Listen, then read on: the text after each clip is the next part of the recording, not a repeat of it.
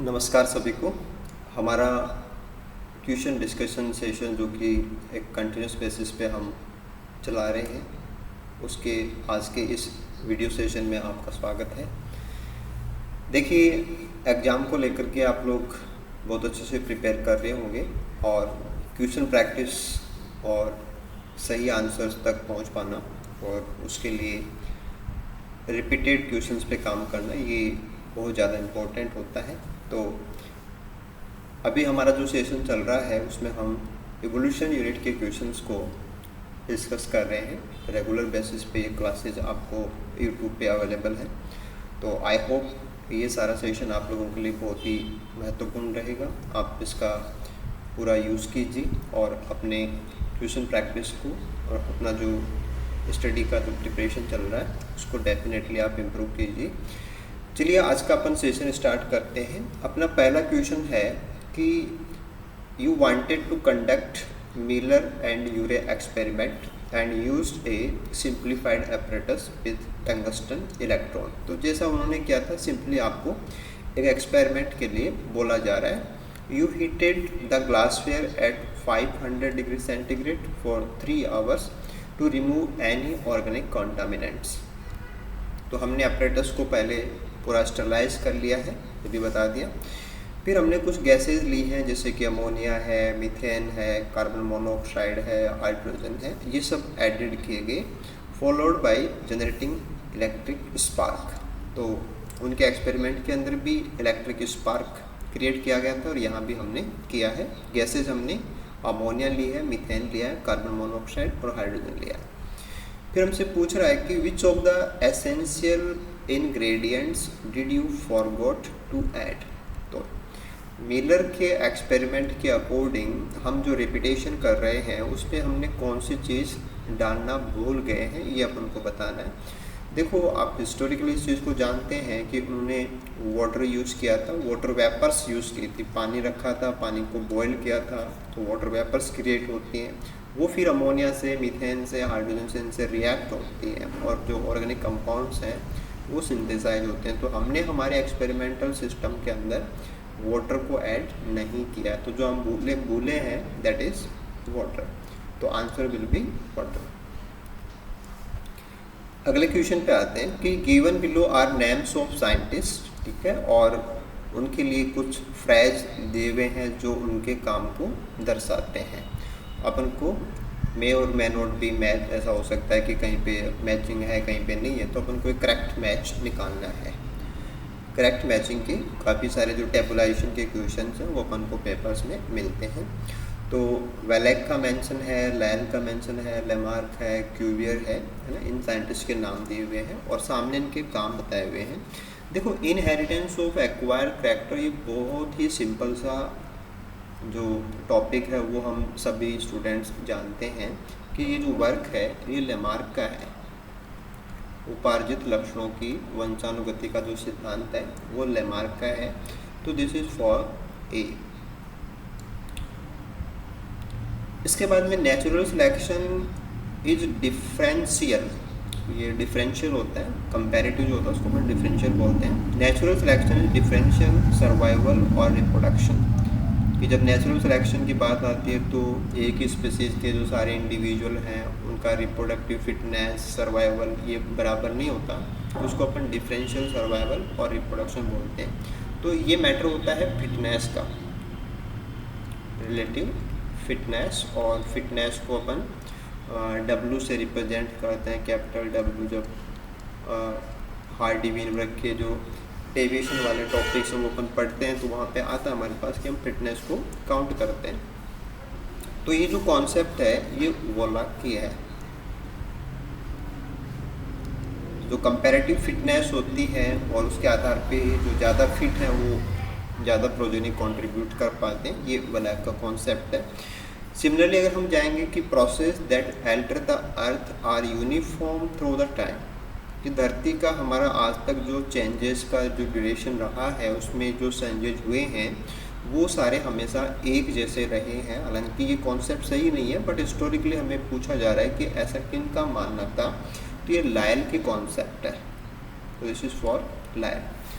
ऐसे अगले वर्क की बात करते हैं कि earth geology and natural history have been saved by periods of catastrophic extinction, कि धरती का जो पीछे का जियोलॉजिकल और नेचुरल हिस्ट्री का जितना भी एपिसोड रहा है उसमें बार बार बहुत बड़ी बड़ी प्राकृतिक आपदाएं आई हैं, कैटास्ट्रोफ आपदाओं को बोलते हैं, उससे बहुत सारा फौना फ्लोरा वो एक्सटिंक्ट हुआ है और नई क्रिएशंस भी यानी कि स्पेशिएशन भी हुआ है। तो ये जो कॉन्सेप्ट है ये क्यूवियर की कॉन्सेप्ट है कि रेगुलर टाइम स्केल के ऊपर अलग अलग टाइम्स के ऊपर कैटास्ट्रोफ्स हैं जिनको अपन एक्सटिंक्शंस वगैरह बोलते हैं और न्यू स्पीशीज जो वो इवोल्व भी हुई यानी कि स्पेशिएशन की बात की गई है। लास्ट वन था कि ऑन्टोजेनी रिकैपिटुलेट फाइलोजेनी, जो एम्ब्रियोलॉजिकल एविडेंसेज हैं इवोल्यूशन को लेकर के वहाँ पे अपन पढ़ते हैं कि जो अर्ली एम्ब्रियोनिक डेवलपमेंटल स्टेजेज होती हैं वहाँ पे ऑर्गेनिज्म अपने इवोल्यूशनरी पास्ट को रिपीट करता है, और इवोल्यूशनरी पास्ट को रिपीट करने को अपन खुद जो रिपीट कर रहा है दैट इज ऑन्टोजेनी, और उसका इवोल्यूशनरी पास्ट जो है वो कहलाता है फाइलोजेनी। तो अपनी ऑन्टोजेनी के अंदर ऑर्गेनिज्म अपने फाइलोजेनी को रिपीट करते हैं। ये कॉन्सेप्ट इनमें से किसी की नहीं है, ये हैकल का वर्क है, ये हैकल। तो करेक्ट मैचिंग अगर हम इसका अकॉर्डिंग देखेंगे तो ऑप्शन नंबर सेकंड में हमें ये सारा करेक्ट मैचिंग मिल जाएगा। ओके, नेक्स्ट क्वेश्चन पे आइए। ये था कि फॉलोइंग स्टेटमेंट्स हमें दिए हुए हैं और ये स्टेटमेंट अडप्टिव रेडिएशन को लेकर के हैं। देखो, अडप्टिव रेडिएशन का मतलब ये होता है कि एक कॉमन एंसेस्टर होता है और उनके जो डिसेंडेंट्स हैं अगर उनको अलग अलग एनवायरमेंटल कंडीशंस या अलग अलग इकोलॉजिकल प्रेशर में रहना पड़े तो उनके करैक्टर्स हैं वो धीरे धीरे चेंज हो जाते हैं, और बाद में अगर हम उनको कंपेयर करते हैं तो हमें उनके बीच में बहुत सारे अंतर हैं, वो मॉर्फोलॉजिकल डिफरेंसेस अपन को देखने को मिलते हैं। जैसे कि अपन ऑस्ट्रेलिया में मार्सुपियल्स का एग्जांपल लेते हैं कि एंसेस्टर तो वहाँ पे एक ही पहुँचे थे लेकिन वहाँ पे मार्सुपियल्स की इतनी बड़ी डाइवर्सिटी पाई जाती है ना। ऐसे अपन डार्विन फिंचेस की बात करते हैं कि वहाँ पे अडप्टिव रेडिएशन का वो एग्जाम्पल है। तो अडप्टिव रेडिएशन के रिगार्डिंग हमें स्टेटमेंट्स हैं वो दिए गए हैं और हमें करेक्ट स्टेटमेंट बताने पड़ेंगे। एक एक करके देख लेते हैं। Adaptive radiation is a kind of divergent evolution driven by ecological diversification।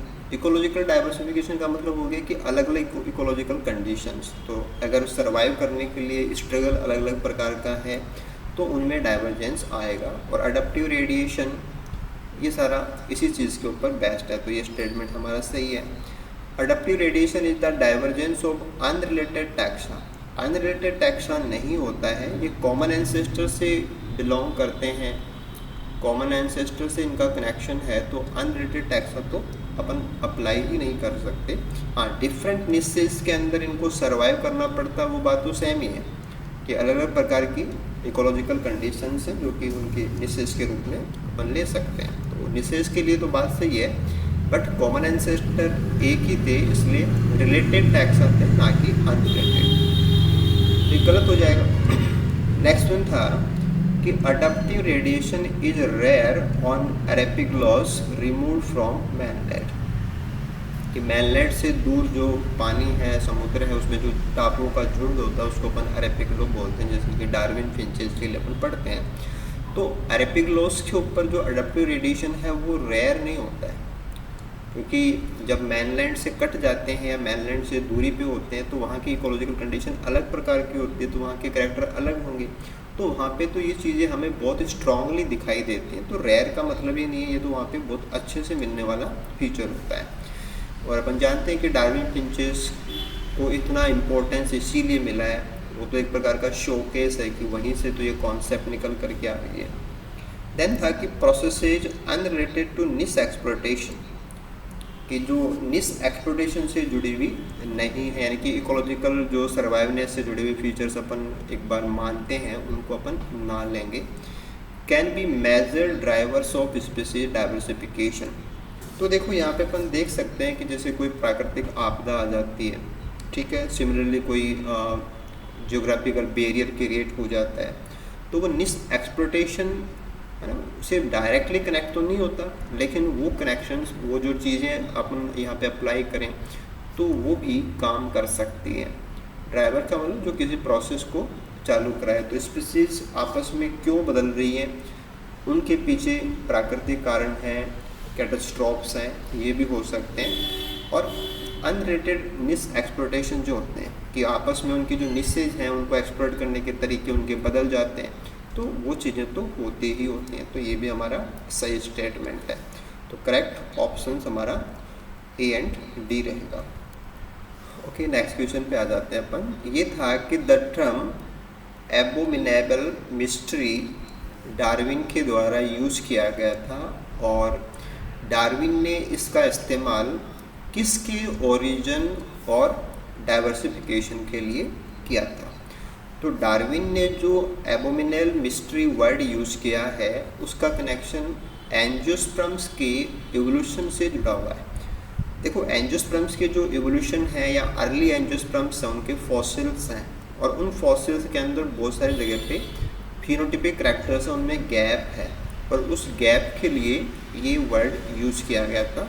तो डायरेक्टली इसका जो कनेक्शन है वो एंजियोस्पर्म्स के ओरिजिन और डाइवर्सिफिकेशन के लिए जो कॉन्सेप्ट दी गई है जो कि फॉसिल्स के रिकॉर्ड पे आधार पे हैं, वहाँ जो चीज़ें मिसिंग हैं यानी जो करैक्टर्स कैसे चेंज हुए, उनके लिंक बीच वाले मिसिंग हैं, वो फॉसिल्स नहीं है, उनके लिए ये वर्ड इस्तेमाल किया हुआ था कि Darwin admitted that the lack of transitional fossils was strong evidence against evolution, कि जो ट्रांजिशन फॉसिल्स हैं वो मिसिंग हैं, हमें ऑब्जर्व नहीं हुए हैं। एक तो ये था।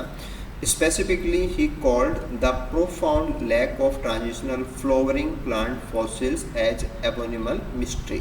तो एंजियोस्पर्म्स के जो मिसिंग लिंक्स हैं उनके लिए इन्होंने ऐसा वर्ड यूज किया है और ये हमें आज तक भी प्राप्त नहीं है ना। Scientist confirm his mystery is even worse today that Darwin believe.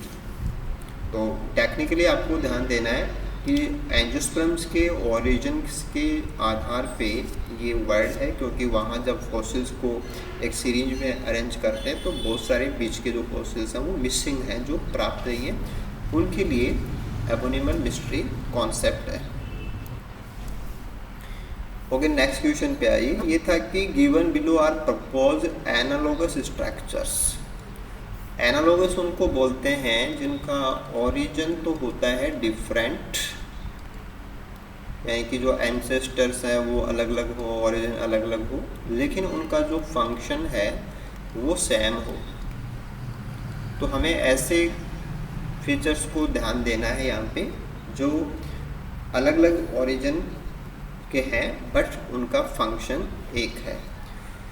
देखिए, wings of birds and bats, कि पक्षियों के पंख और जो चमगादड़ के पंख हैं ये अलग अलग ओरिजिन के हैं। पक्षियों के पंख हैं, वहाँ पे फीदर्स हैं, बोन स्ट्रक्चर अलग है। बैट के अंदर एक स्किन का वेब लाइक स्ट्रक्चर है, उससे वो फ्लाई करता है। तो काम तो ओनली फ्लाई करने का है, लेकिन उनके स्ट्रक्चर्स हैं ओरिजिन वाइज डिफर करते हैं। तो ये तो एनालॉगस का एग्जाम्पल हो गया। Wings of bat and tetrapod digit, तो जो टेट्रापोड्स होते हैं उनकी जो अंगुलियां हैं और बैट के जो पंख हैं वो होमोलोगस ऑर्गन्स में काउंट होंगे, क्योंकि एक चलने के काम आता है, एक उड़ने के काम आता है, तो वर्क तो सेम है ही नहीं। एनाटोमिकली अगर हम उनका बोनी स्ट्रक्चर देखते हैं तो वो मैच करता है, तो होमोलोगस है, एनालोगस नहीं है, तो ये नहीं होगा। फिर तक कि टेंड्रिल्स ऑफ विटिस, विटिस अंगूर को बोलते हैं कि अंगूर की जो टेंड्रिल्स होती हैं और जो पंपकिन, जो खरबूजे तरबूज ये सब होते हैं, पंपकिन होते हैं, तो इनकी बेलें हैं उनमें भी टेंड्रिल्स होते हैं। तो ये पंपकिन की बात हो या विटिस की बात हो, तो इनके अंदर जो टेंड्रिल्स बनते हैं वो एक्चुअल में एक्जिलरी बड से बनते हैं, यानी कि पंपकिन वाला भी एक्जिलरी से बनता है और अंगूर वाला भी एक्जिलरी बड से ही बनता है। तो ओरिजिन उनका सेम हो गया।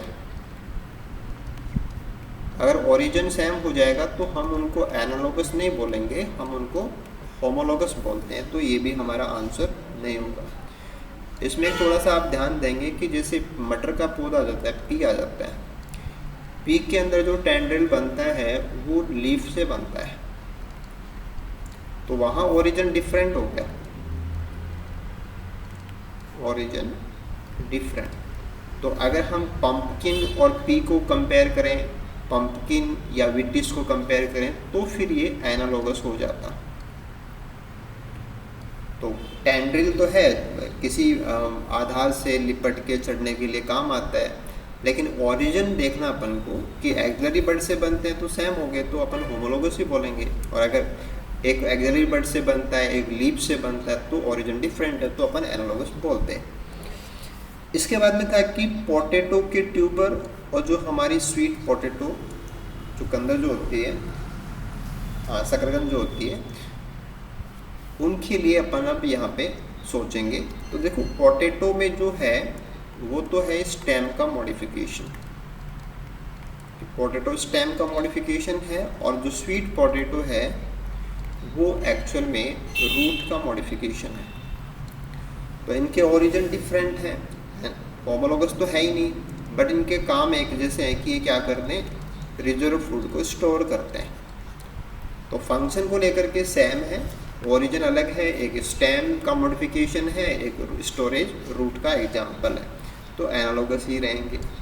ऐसे अपन बात करते हैं कि मछली के जो फिन हैं और व्हील के जो फ्लैपर हैं, उनकी बोन स्ट्रक्चर अलग अलग है, लेकिन स्विमिंग के अंदर ही दोनों काम आते हैं, तो फंक्शन यहाँ पे क्या है, सेम है, तो they will also analogous structure. तो राइट ऑप्शन लास्ट वन वाला रहेगा, ए, डी एंड डी।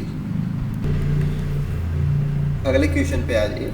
ये था कि given below are statements on living fossils. तो लिविंग फॉसिल्स एक अच्छा टॉपिक होता है इवोल्यूशन का, और एग्जाम्पल वाइज भी पूछे जाते हैं, यहाँ कॉन्सेप्ट वाइज पूछा जा रहा है। लिविंग फॉसिल हम ऐसे स्पीसीज को बोलते हैं जिनमें इवोल्यूशन की जो स्पीड है वो बाकी स्पीसीज की तुलना में बहुत धीरे होती है, तो उनके चेंजेस बहुत स्लो होते हैं, और ऐसा लगता है कि जैसे इनके साथ वाले जो करैक्टर्स वाले थे वो तो कब के ही एक्सटिंक्ट हो गए, ये अभी भी पाए जाते हैं। तो इवोल्यूशन का स्पीड कम होता है इनके अंदर, और एंसेस्ट्रल लाइक इनके फिनोटाइपिक करैक्टर्स हैं वो हमें आज भी जो लिविंग ऑर्गेनिजम्स में मिल जाते हैं।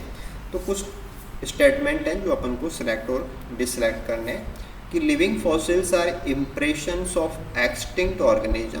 तो एक्सटिंक्ट नहीं है ये, तो लिविंग फॉसिल तो उनको बोलते हैं जो जिंदा होते हैं, तो ये कोई फॉसिल तो है ही नहीं। Living fossils show high morphological divergence from fossil record. ऐसा भी कुछ नहीं है, वो उनमें तो स्पीड ही बहुत कम होती है इवोल्यूशन की, तो उनमें डाइवर्जेंस की स्पीड या बहुत ज़्यादा डाइवर्जेंस ये तो पॉसिबल ही नहीं है।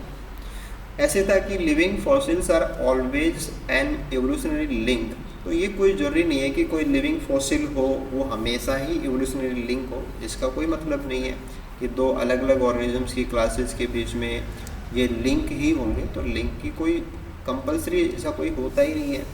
हाँ, लास्ट वन था कि living fossils are organism that have remained unchanged for millions of years, कि कई हज़ारों सालों तक जो अनचेंज रहे, यानी कि स्लो चेंज हो रहे हैं इनके अंदर बस। तो लंबे समय तक जिसमें बदलाव दिखा ही नहीं, इसका मतलब उसमें जो बदलाव है बहुत धीरे चल रहा है। और लिविंग फॉसिल्स के पीछे यही कॉन्सेप्ट होती है कि they have very slow changes in course of evolution, that's why their characters are resembling that of the ancestral related species. तो right will be option number 4। Okay, next question था कि historical frequencies of fire in an area. तो किसी area के अंदर पीछे का जो टाइम गया है उसमें कब कब आग लगी थी, जैसे कोई मान लो कोई जंगल है उसमें अलग अलग टाइम के ऊपर पीछे फायर कोज हुआ हो, तो हमें वो चीज़ कैसे पता लगेगी कि कब आग लगी और कम थी या ज़्यादा थी, कितनी बार थी, फ्रीक्वेंसीज हमें कैसे पता लगेगा। तो इसमें सीधा सा मतलब ये है कि जैसे कहीं भी जंगल में आप एग्जांपल ले लीजिए कि एक फॉरेस्ट ले लिया, उसमें फॉरेस्ट फायर कोज होती है। तो फायर कोज होने पे क्या होगा कि फायर का मतलब तो होता है कि उसमें जो लकड़ियाँ हैं, वुड है, प्लांट्स हैं, वो जलेंगे तो वो ऑक्सीडाइज होंगे, तो कार्बन डाइऑक्साइड में कन्वर्ट होंगे। जो नहीं जल पाए या जो दब गए वो क्या है कि हमें उनका जो कॉल है वो प्राप्त होगा, उनके रिमेन्स प्राप्त होंगे। और मान लीजिए कि फायर बहुत एक्सटेंसिव रही है, तो फिर जो कार्बन है वो कार्बन जो सॉइल के अंदर प्रेजेंट है ना, मोस्टली तो CO2 में निकल जाएगा, लेकिन फायर जो बहुत इंटेंस होती है तो जो बिना जला हुआ जो कंटेंट है वो हमारा कार्बन के रूप में सॉइल में रहेगा। तो सॉइल के कार्बन को लेकर के भाई प्लांट्स के अंदर क्या था, तो आप उसको जलाएंगे तो वो कंटेंट कहाँ आना है, सॉइल के अंदर आना है। सॉइल में जो ऑर्गेनिक कार्बन की मात्रा है और वो किस प्रकार से है वो हमें रिकॉर्ड में मिले। जो हवा में जो चला गया उसका तो हमारे पास रिकॉर्ड नहीं है, लेकिन मिट्टी में जो पड़ा हुआ है, फिर दब गया, फिर आग लगी, फिर कुछ गिरा, फिर दब गया, तो उसके रिकॉर्ड्स मिट्टी में आ जाएंगे। तो हमारा जो तरीका है वो कहाँ होना चाहिए कि हम सॉइल को लेयर बाय लेयर एनालाइज करें। तो radio active dating of tree remains, तो उससे तो किसी ट्री की एज पता लगेगी हमें, है ना, एज ऑफ ट्री पता लगती है, ना कि आग कब लगी ये नहीं पता लगेगा, तो ये तो नहीं हो सकता। Examining the fire scars in growth rings of living tree, के जो जिंदा पेड़ हैं उनकी जो ग्रोथ रिंग्स होती हैं उनमें आग के निशान चेक करें, तो उससे भी कोई पता नहीं चलेगा, क्योंकि आग के निशान अंदर तक कैसे जाएंगे और बाहर के जो निशान हैं वो तो छाल बनेगी, कॉर्क बनेगा, तो वो जड़ भी जाएगा, तो अपन को मिलेंगे भी नहीं। और कोई जरूरी भी नहीं है कि कोई प्लांट है वो इतने हज़ारों सालों तक वहाँ आपको मिल ही जाएगा, तो उसका लाइफ भी इतना बड़ा नहीं होता है। फिर ताकि मेजरिंग करेंगे हम कार्बन कंटेंट को on the soil surface after fire. तो सॉइल के अंदर जो अलग अलग परतें हैं, लेयर्स हैं, स्ट्राटा हैं, उन स्ट्राटा में ऑर्गेनिक कंटेंट क्या है, कार्बन कंटेंट क्या है, उसके आधार पे हमें ये आइडिया लग सकता है कि जब जब फायर कोज हुई है तो जो ऑर्गेनिक कंटेंट है वो कम हो गया है, क्योंकि वो कार्बन डाइऑक्साइड के अंदर कन्वर्ट हो गया। तो ये सबसे सही तरीका है कि उसके रिकॉर्ड हमारी रॉक्स के अंदर मिलेंगे, अपन को मिट्टी की परतों में मिलेंगे। ऐसे था कि एग्जामिन करें हम records of evacuation history of near by village, कि जब जंगल में आग लगती है तो आसपास के गांव वाले गांव खाली करके चले जाते हैं, कब कब गांव खाली करके गए, उस समय आग कब लगी इसका पता लगे। ये कोई ज़रूरी नहीं है, क्योंकि लोग तो अपने घर छोड़ के कब जा सकते हैं, मान लो कि कोई बीमारी आ गई तो भी जा सकते हैं, बाढ़ आ गई तो भी जा सकते हैं, तो केवल आग लगने पे ही वो घर छोड़ के जाएं ऐसा तो कोई कंपल्सरी नहीं है, तो ये भी नहीं हो सकता। तो answer will B third. Okay, अगला क्वेश्चन था कि हमें सेलेक्ट करना है, select the correct option that describes the following graph regarding length of birds bill. किसी पक्षी की चोंच है और चोंच की जो लंबाई है उस लंबाई को लेकर के हमें सही बात क्या है वो बतानी है। एक ग्राफ यहाँ पे दिया हुआ है, देखो सेम ग्राफ पेपर में भी आया हुआ है कि सेम पेपर का ही ये लास्ट PYQs में से ही एक सिलेक्टेड क्वेश्चन आप यहाँ पे देख रहे हो।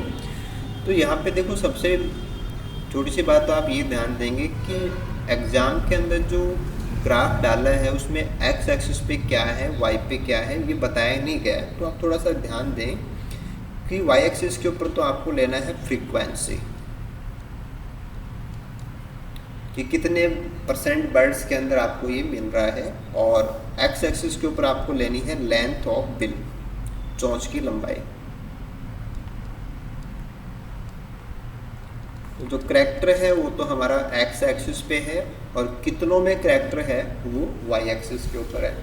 तो हम देख रहे हैं कि जो करैक्टर है वो इन कोर्स ऑफ टाइम के साथ में जो लंबाई वाला फीचर है कि पहली बार जितने थे अगली बार उनसे भी ज़्यादा के अंदर लंबी चोंच, फिर उनसे भी ज़्यादा में लंबी चोंच, मोस्टली के अंदर लंबी चोंच की लंबाई हर टाइम स्केल के साथ में क्या हो रही है, बढ़ती जा रही है। तो दिस इज़ एक डायरेक्शन के अंदर जा रहा है, तो अपन डायरेक्टली क्या बोलेंगे इसको, डायरेक्शनल सिलेक्शन।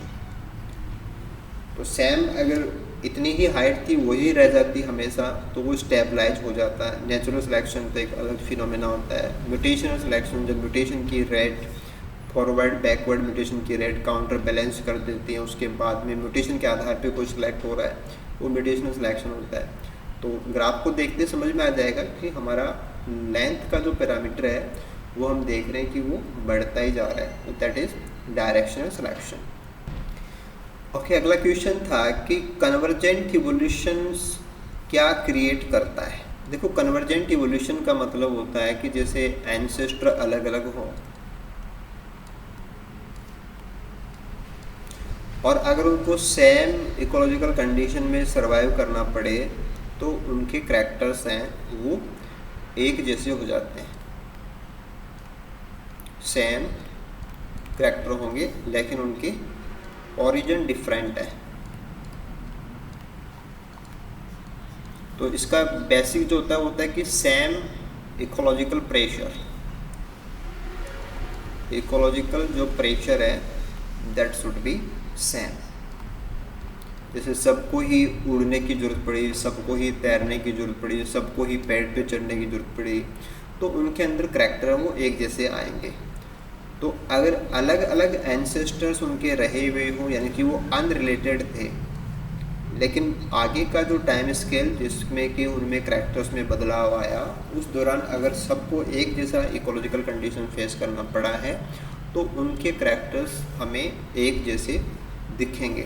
तो ये हो गया ओरिजिन डिफरेंट और उनके करैक्टर एक आ गए तो उनके फंक्शन भी सेम होंगे।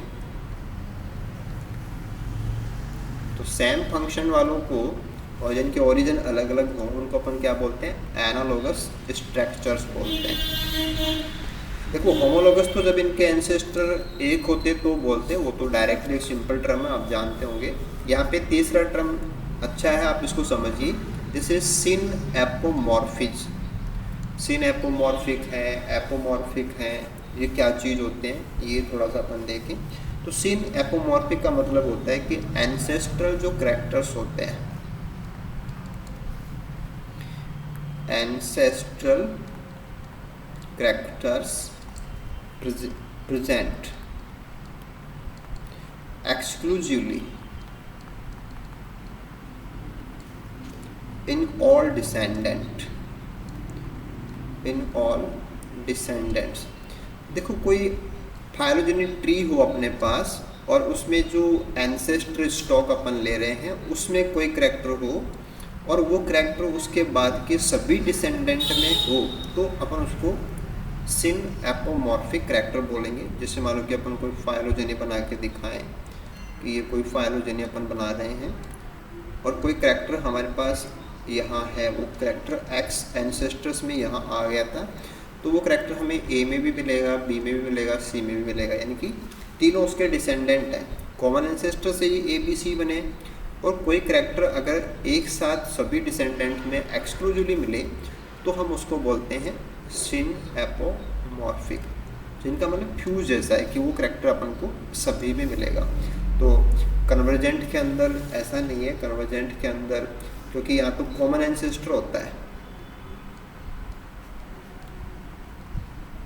तो कॉमन एंसेस्टर में भी वही करैक्टर है और डिसेंडेंट्स के अंदर भी वही करैक्टर है, राइट। तो ये तो अपन नहीं लेंगे। प्लियोट्रॉपिक स्ट्रक्चर्स जो होती हैं, क्योंकि प्लियोट्रॉपिक जो वर्ड आता है वो जेनेटिक्स में आता है कि जब एक म्यूटेशन से कई सारे प्रभाव पड़ते हैं तो वो प्लियोट्रॉपिक करैक्टर्स में काउंट होते हैं। ऐसा CSR ने क्वेश्चन में भी पूछा है, आपको पता भी रहना चाहिए। वैसे प्लियोट्रॉपिक स्ट्रक्चर का मतलब आपको ऐसे समझना है कि set of traits, set of traits controlled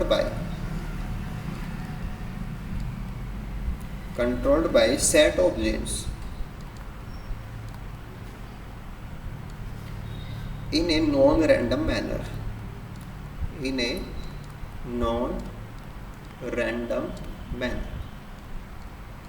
क्योंकि जब तक हम किसी चीज़ का अर्थ अच्छे से नहीं समझ सकते हम उस कॉन्सेप्ट को लगाएंगे तो मे भी आपसे गलती हो सकती है। तो प्लियोट्रॉपिक का मतलब ऐसा है कि जैसे कुछ करैक्टर आप ले लें और उन करैक्टर्स को कंट्रोल करने वाले जीन हैं वो अलग अलग होते हैं। जैसे मान लो कि कोई करैक्टर E है, कोई करैक्टर B है, कोई करैक्टर C है, तो इनको कंट्रोल करने वाले जो जीन है, जैसे इसको X करता है, इसको Y करता है, इसको Z करता है। तो जहाँ भी करेक्टर ए जाएगा उसको कंट्रोल जीन एक्स ही करेगा, जहाँ भी करेक्टर वाई बी होगा उसको कंट्रोल जीन वाई ही करेगा। तो ए और बी का अगर सेट हो तो उसके पीछे जो जीन होंगे वो एक्स एंड वाई ही होंगे। अगर मान लो कि सेट ऑफ करेक्टर में बी एंड सी हैं तो हमारे पास जो सेट ऑफ जीन होगा वो वाई एंड जेड होगा। तो कुछ कैरेक्टर्स का गुच्छा और उसके बैकग्राउंड में काम करने वाले कुछ जीन का गुच्छा, यानी कि हर बार वही जीन वही कैरेक्टर को कंट्रोल करते हैं, या जीन्स का वही गुच्छा कैरेक्टर्स के उसी गुच्छे को कंट्रोल करता है, तो हम उसको बोलते हैं प्लियोट्रॉपिक सिचुएशन। और ये कभी भी रैंडम नहीं हो सकता कि कभी किसी ने कर लिया कभी किसी ने कर लिया, ऐसा नहीं है। नॉन रैंडम का मतलब फिक्स, जो रैंडम नहीं होता उसको अपन फिक्स बोल सकते हैं। तो प्लियोट्रॉपिक का अलग मीनिंग होता है, सिनेपोमॉर्फी अलग मीनिंग होता है। यहाँ अलग अलग एंसेस्टर्स को कॉमन एनवायरनमेंट फेस करना पड़ा तो एनालॉजी क्रिएट होती है। ओके, नेक्स्ट क्वेश्चन पे आइए। ये था कि हमें कुछ ऑर्गेनिज्म दिए हुए हैं कॉलम ए में, और कॉलम बी में उनका स्टेटस है कि वो फॉसिल है या लिविंग फॉसिल है। तो कॉलम ए वालों को कॉलम बी वालों से हमें मैच करना है। देखो, जो कैलिमोडॉन है ये एक फॉसिलाइज एक्सटिंक्ट रेप्टाइल है, तो ये फॉसिल है तो एक्स होगा। जो टोटारा है ये लिविंग फॉसिल है, ये वाई होगा। जिफोसुरा है ये भी एक लिविंग फॉसिल कैटेगरी में आता है, और एनकिलोस्फेरोडॉन है ये फॉसिल कैटेगरी में आता है। तो वैसे क्वेश्चन थोड़ा सा टिपिकल इसलिए हो जाता है क्योंकि स्पेसिफिक नाम आपको दे दिए हैं, मे भी ये चीज़ें हमारे सामने आई हुई होती हैं, नहीं भी आई होती है। हाँ, लेकिन क्वेश्चन बनाने की जो कोशिश की गई है वो लिविंग फॉसिल टॉपिक से की गई है। तो मैचिंग तो आपको सेकंड ऑप्शन में मिल जाएगी। थोड़ा सा आप यहाँ से देख सकते हैं कि पहला जो डायग्राम आप देख रहे हैं ये कैलिमोडॉन का है जो कि एक्सटिंक्ट है, फॉसिल है ये। तो सेकंड डायग्राम है ये टोटोरा का है, ये लिविंग फॉसिल है। इनके कैरेक्टर्स बहुत धीरे चेंज हो रहे हैं, वो लिविंग फॉसिल्स में आएंगे। थर्ड वन जो अपन यहाँ पे देख पा रहे हैं ये जीफोसुरा, और वैसे हम इसको लिगुलस भी बोलते हैं, और आयुशियन थ्रेड कैटेगरी से भी पूछा जाता है। इस क्वेश्चन को पूछने का दूसरा तरीका आयुशियन थ्रेड कैटेगरी से भी बिलोंग करता है, क्योंकि ये हाईली एक्सप्लॉइटेड है, और इसका जो पॉचिंग है कि नेचुरल हैबिटाट से इसको निकाल के और इसको ड्रग्स तैयार करने के लिए इसको वहाँ से एक्सपोर्ट कर रहे हैं, तो इसका पॉपुलेशन बहुत ज़्यादा कम हो गया है। तो लिगुलस है, तो वहाँ से भी क्वेश्चन आता है। डायरेक्टली लिविंग फॉसिल में पहले भी पूछा गया है, और सिमिलरली एनकाइलोस्फेरोडॉन है ये भी क्या है, फॉसिल है। तो ए एंड डी फॉसिल है and B and C living fossil है। तो एक दो एग्जाम्पल अगर आप लोगों को पता होता है तो हम ऐसे क्वेश्चन कर सकते हैं। ओके, नेक्स्ट क्वेश्चन की बात करते हैं अपन कि following statement explain various evolutionary outcome, कि एवोल्यूशन के जो नतीजे हैं उनसे जुड़े हुए स्टेटमेंट हैं। देखो, पहला स्टेटमेंट था कि विद इन ए लिनेज, कि कोई भी जो लिनेज होता है उसके अंदर organism show a constant rate of extinction, कि वहाँ जो ऑर्गेनिजम्स हैं उनके एक्सटिंक्शन की जो रेट है वो हमेशा एक लगभग कांस्टेंट रेट होती है। तो वैसे तो ये चीज़ हर जगह पे तो लागू नहीं होती, बट अपन को आंसर कैसे देना है, आंसर देना है रेड क्वीन हाइपोथेसिस के अकॉर्डिंग। तो रेड क्वीन हाइपोथेसिस एक बहुत इम्पॉर्टेंट टॉपिक है, CSIR के बहुत सारे पेपर्स में आप देखेंगे कि यहाँ से काफ़ी बार क्वेश्चन है वो पूछे जाते हैं। रेड क्वीन हाइपोथेसिस का मतलब होता है कि अगर कोई दो स्पीसीज जो आपस में इंटरेक्ट करती हैं, जैसे कि मान लो एक प्रे है, एक प्रेडेटर है, एक प्लांट है, एक पॉलिनेटर है, तो वहाँ पे एक स्पीसीज में चेंज दूसरी स्पीसीज में चेंज को कॉज करता है, और दोनों पैरेलली एक दूसरे को काउंटर बैलेंस करते रहते हैं, और इन कोर्स ऑफ टाइम दोनों के अंदर नए कैरेक्टर्स भी लगातार आते रहते हैं और पुराने कैरेक्टर्स हैं वो लॉस्ट भी होते रहते हैं। यानी कि एक्सटिंक्शन की रेट और स्पीशीज की रेट दोनों इंटरेक्टिंग स्पीसीज के अंदर लगभग एक समान चलती रहती है। तो हमें आंसर रेड क्वीन के अकॉर्डिंग देना है। थोड़ा सा अपन पहले रेड क्वीन को समझ लेते हैं कि रेड क्वीन से जुड़े हुए और कोई पॉइंट्स हैं वो भी आप कवर करें। रेड क्वीन कॉन्सेप्ट के लिए ही अपन यूज़ करते हैं वॉन वैलेंस लॉ। कि रेड क्वीन हाइपोथेसिस का जो बेस है वो वॉन कॉन्सेप्ट है, जिसको अपन वॉन वैलेंस लॉ बोलते हैं। 1973 के अंदर ये दिया गया था। देखो अपन को यहाँ पे ये चीज़ लेनी होती है कि species have to run. Run का मतलब है इवॉल्व, कि जैसे एक लिनेज है उसमें भी चेंजेस चल रहे हैं, दूसरे में भी चेंजेस चल रहे हैं, उसको अपन रन बोल रहे हैं। इन ऑर्डर टू, और ये चेंजेस क्यों हो रहे हैं? इसलिए हो रहे हैं to stay in same, to stay in same place और एल्स गो एक्सटिंक्ट।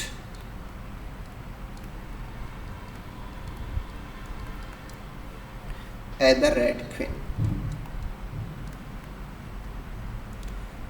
इसको आप सिंपली ऐसे समझ लो कि जैसे कोई प्लांट है, उसके ऊपर कोई इंसेक्ट है, तो अगर वहीं रह के उस इंसेक्ट को लगातार बने रहना है तो उसको प्लांट के अकॉर्डिंग चेंज होना ही पड़ेगा, अगर वो उसके ऊपर डिपेंडेंट है तो।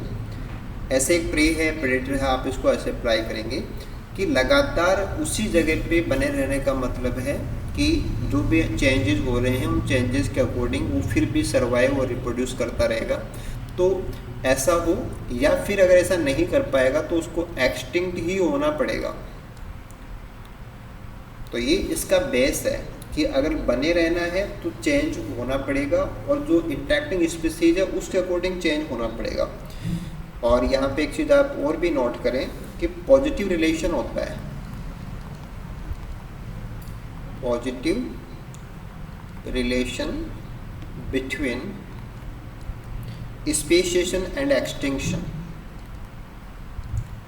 स्पेशिएशन और एक्सटिंक्शन के बीच में एक पॉजिटिव रिलेशन होता है कि स्पेशिएशन भी होता रहेगा और एक्सटिंक्शन भी होता रहेगा, और इसको अपन बोलते हैं स्टैनलेस रूल। Stainless rule. तो वॉन वैलेंस लॉ भी रेड क्वीन से ही जुड़ता है, स्टैनलेस रूल है वो भी रेड क्वीन से ही जुड़ता है। लगातार उसी जगह पे अपने आप को मेंटेन करने के लिए स्पीसीज है वो रेगुलरली चेंज होती रहती है, रेगुलरली एक्सटिंक्शन चलते रहते हैं, कांस्टेंट रेट ऑफ एक्सटिंक्शन अपन को मिलेगी। एक ग्राफ भी अपन यहाँ पे ऐड करके समझ सकते हैं कि ऐसा कुछ ग्राफिकल मैटर हो तो भी हमारे आंसर अपन दे पाएंगे। तो वाई एक्सिस के ऊपर तो है जेनेरा, कि कितने जेनेरा हैं, और एक्स एक्सिस के ऊपर है सर्वाइवल टाइम मिलियन ईयर्स के अंदर, सर्वाइवल टाइम मिलियन ईयर्स के अंदर।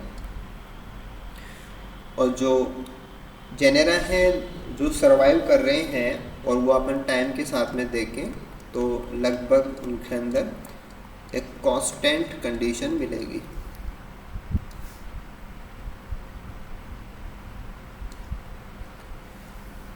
एक्स एक्सिस के ऊपर टाइम दिया हुआ होता है, वाई के ऊपर जेनेरा है, वो भी लॉग स्केल में होते हैं, जैसे 1, 10, 100, 1000 ऐसे लॉग स्केल के अंदर होते हैं। तो कितने जेनेरा हैं, कितना टाइम है, उनके बीच में एक कांस्टेंट रिलेशन होता है। तो अब अपन इस क्वेश्चन को पढ़ेंगे और जो भी बातें हैं उनको अपन करेक्ट और इनकरेक्ट बता सकते हैं। कि within a lineage organism have to show a constant rate of extinction. Yes, ये बिल्कुल सही बात है। Extinction and changes, evolution, speciation सब कांस्टेंट होता है। Even in the absence of changing interaction organism are constantly evolving. देखो ये लाइन आपको ये कह रही है कि अगर इंटरेक्टिंग जो स्पीसीज हैं, इंट्रैक्शंस हैं, वो हो ही नहीं रहे हैं, अब्सेंस ऑफ चेंजिंग इंट्रैक्शन, कि इंट्रैक्शंस में तो कोई चेंज हो ही नहीं रहा, फिर भी ऑर्गेनिज्म बदलते रहेंगे, ऐसा तो हमारी कॉन्सेप्ट एवोल्यूशन की सपोर्ट ही नहीं करेगी, क्योंकि ऑर्गेनिज्म तब बदलते हैं ना जब इंट्रैक्शंस में चेंजेज आता है। तो इवन इन द एब्सेंस ये तो नहीं हो सकता कि जब तक इंट्रैक्शन में बदलाव नहीं आएगा जीवों को चेंज होने की जरूरत ही नहीं पड़ती है। अगला था कि organisms with novel genotype. Novel का मतलब होता है कि कोई नया करैक्टर या नया जीनोटाइप जो आ गया। नोवल न्यू के लिए होता है, जो पहले नहीं होता है, अचानक से कोई नई चीज़ आती है, दैट इज नोवल। तो novel genotype act as a selective disadvantage.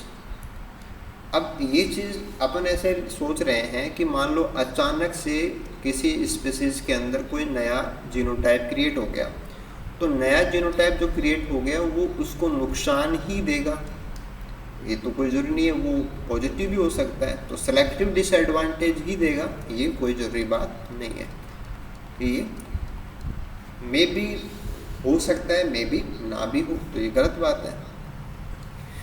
फिर ताकि को evolution between two interacting species act to maintain genetic variation through time. ये बिल्कुल सही बात है कि दो स्पीसीज जो रेड क्वीन हाइपोथेसिस के अकॉर्डिंग हम इंटरेक्शन में मान रहे हैं, उनके अंदर लगातार चेंजेज आते रहेंगे, और चेंजेज आते रहेंगे तो अपन जेनेटिक वेरिएशन उनमें बना रहेगा, ये चीज़ सपोर्ट हो जाएगी।